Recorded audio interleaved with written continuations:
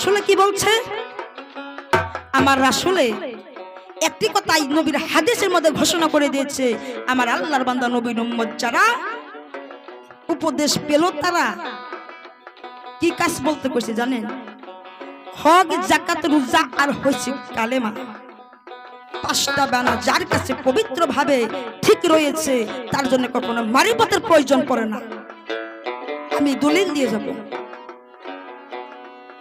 আর যদি আপনি নামাজ পড়বার বৈশা যদি মাসি খেদান আর যদি বলেন নামাজ শেষ দেয় পড়ছেন আর যদি বলেন যে না আজ আমার গোয়াল ঘরে যাইয়া মোষে ধান খাইতেছে আবার মরে আল্লাহু আকবার শুরু করছে, ওইটা কি আল্লাহ কবুল করে?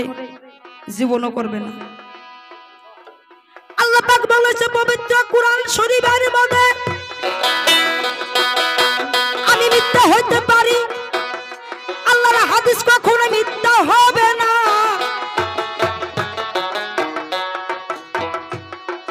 কোন বান্দা যদি আমানত জিনিসটা আমানতে রাখতে